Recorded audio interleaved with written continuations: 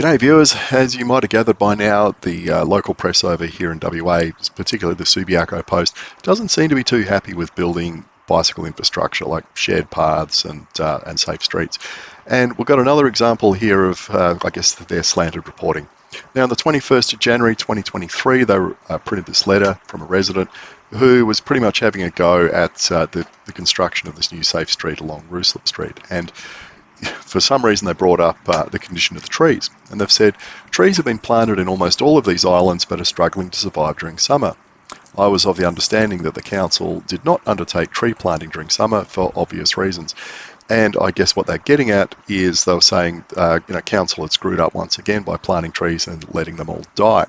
Well, did anyone ever bother to actually go out and survey the whole street and look at how many trees were planted, how many were struggling, how many were dead, and the condition of them?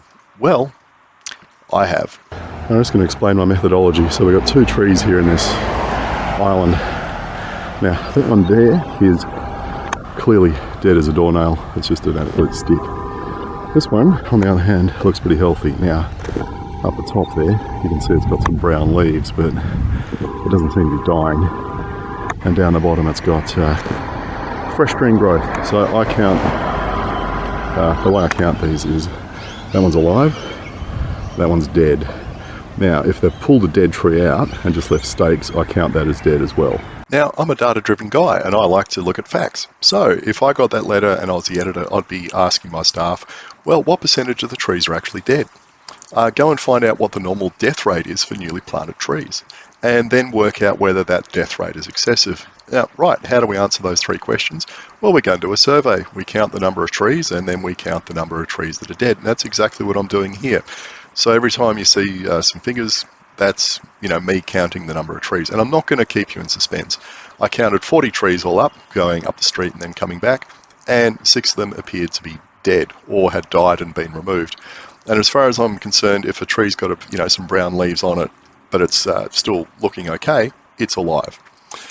But it comes back to this point of residents who don't like the idea of the traffic calming in this street and turning it into a safe street, using just everything they can possibly find to abuse the council and accuse them of being incompetent and stupid and not knowing what they're doing and messing up their street in all sorts of indescribable ways.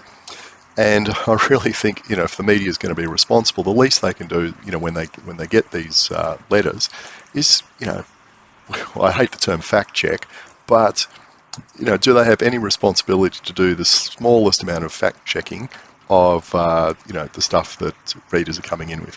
And I think the answer we've seen over the last, that I've certainly experienced, is they're not doing any fact checking whatsoever. They just print it, particularly if they agree with it. Now, this is me going back, and each finger was 10 trees essentially. So 4 fingers, 40 trees.